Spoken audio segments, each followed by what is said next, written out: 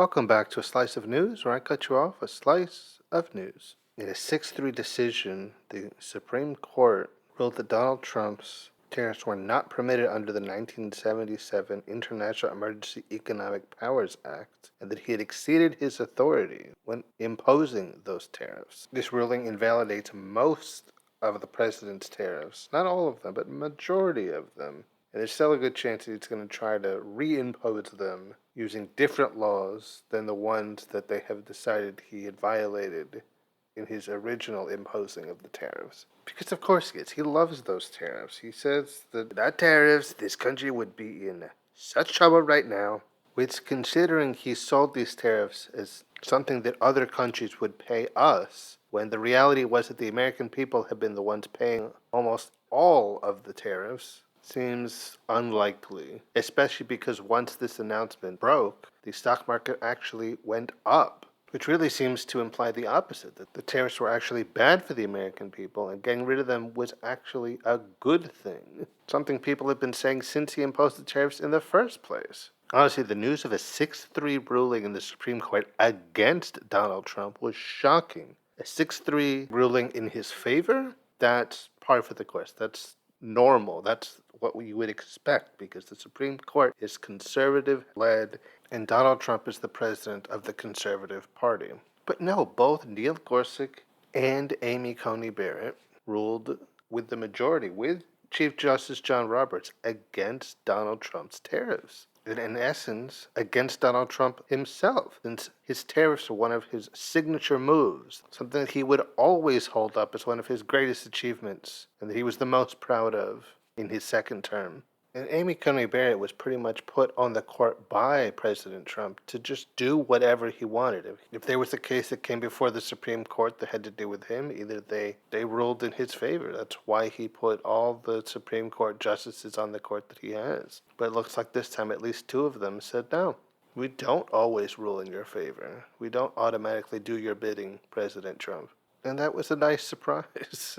Because usually that's all the Supreme Court seems to do when it comes to the president. If he wants something, they give it to him. If there's something he doesn't want, they rule against it. But whether the president likes it or not, the court found that him unilaterally setting and changing tariffs was unconstitutional because that taxation power belongs to Congress and not the president.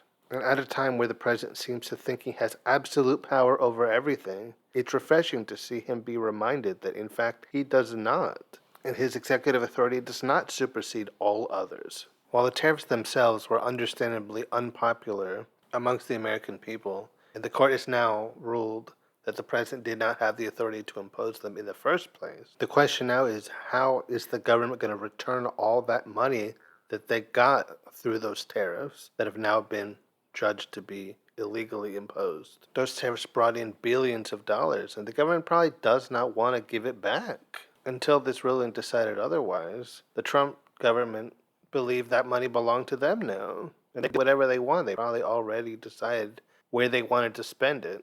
So I'd be willing to bet that they are going to do everything in their power to make sure they never have to repay that money. And getting them to do so, it's going to be a hard, uphill legal battle. Despite the fact those tariffs were sold to the American people as something that would be beneficial to them, it doesn't seem like they've ever actually benefited them at all. The only thing they seem to have really done is made prices on imported goods go up and force Americans to pay more without really getting anything of value in return. I would be willing to bet the government has no plans to ever repay that tariff money, and the high prices that those tariffs have caused are going to stay high because, as many businesses found after the pandemic, once you raise the prices and people still pay it, there's no reason to lower them again. You're just making more money. So while prices should go down and that money should be repaid, whether that actually happens is another thing entirely. And the reality is, while this ruling sounds good, it's hardly the end of the tariffs. The president is absolutely just going to take this ruling and decide if he can't have his tariffs using this method, he'll just impose tariffs using a different law, and not much is going to change. Which I think is one of the most frustrating parts, because things look like they were going well. The Supreme Court said, no, you didn't have the authority to put those tariffs on. but it didn't specify when or even if they had to repay the money that they got from those tariffs. And all it really did was cut off one avenue with which he could impose tariffs, and he's just going to figure out some other way to do it. Kind of like if someone was trying to get into your house to steal your money, and then you made sure that your front door was well locked and guarded. All they have to do is go through the side door, and they steal your money anyway. I love to see his hand-picked conservative judges rule against him in something, and having somebody say no to him. But in reality, it hardly feels like much of a victory when it doesn't seem like all that much is going to change as a result. These tariffs have been nothing but burdensome upon the American people and caused them to pay way more than they used to for the same product, in some cases paying more for even less. But it didn't matter. The president saw them as a victory, as a feather in his cap, and he would never admit that there was anything wrong with them, and no court decision could ever get him to change his mind on them. President Trump has always liked to think of himself as a strong man, a great businessman who has power over other countries, and he was using these tariffs as a measure of his power over them. But of course the reality is he is hardly strong at all. He's actually quite weak, and he does not have any real power over other countries. They do not respect him, they do not fear him, and tariffs cannot change that fact.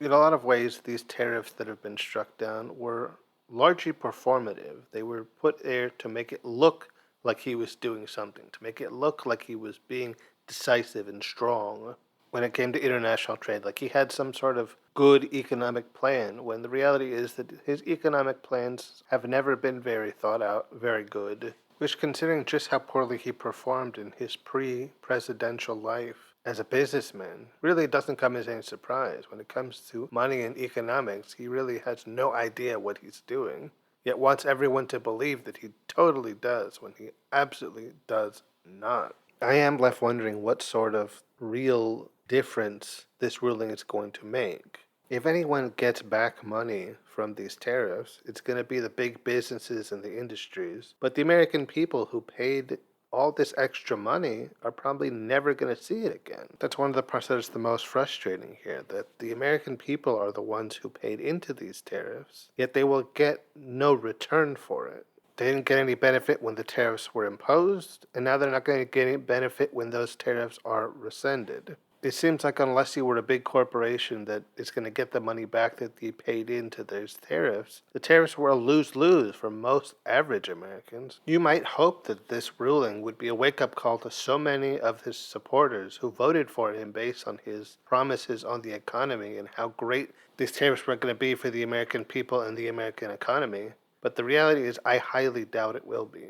Those of us who correctly predicted from the start that these tariffs were going to be a disaster feel maybe a slight bit vindicated, but those who really need to take a lesson from this and to pay attention are likely not listening, because they've dug their heels in so deep that even when President Trump's failure is put on full display, they remain in denial and will likely still vote Republican the next opportunity. Those who most need to learn have likely learned nothing from this. I will be curious to see what the responses from the countries in which he imposed these tariffs on will be to this news that the tariffs were illegally imposed in the first place. It definitely makes President Trump seem weaker abroad, as it should, but I'm sure they were pretty happy to learn that his tariffs were essentially invalidated. But I suppose what those responses will be remains to be seen. Throughout the Trump presidency, there's been this undercurrent of people saying, well, he can't do that. And the response has always been, well, he does it anyway. So I have to admit, if nothing else, it feels nice to see a time where it's ruled that no, actually he can't do that. And even though he did it anyway, it will be established that he could not do that, and it will be undone. It's felt like there's nothing that the president could not do. Anything he wanted to do, he would get away with it, because the mechanisms that were supposed to restrain and restrict his powers haven't been working, and he's basically had unlimited power to do whatever he wanted, and nobody could stop him. And the Supreme Court rarely seemed to try. Quite the opposite, in fact. It seemed like they often would embolden his agendas and give him the ability to do and enact whatever he felt. So it really is nice to see a time where that is not the case, where the Supreme Court remembers that their duty is to the Constitution, not to the sitting president. That just because he put half of them on the court to begin with doesn't mean they work for him. And there are hard limits on his authority and his power. And while the reality is he's going to just make new tariffs with a different law because the president hates being told no and hates to lose or be perceived as losing, seeing the conservative majority Supreme Court not rule blindly in his favor was a nice thing to see. And I can only hope very much that we see a lot more of it going forward, though honestly I'm not holding my breath since most of the time they do rule in his favor.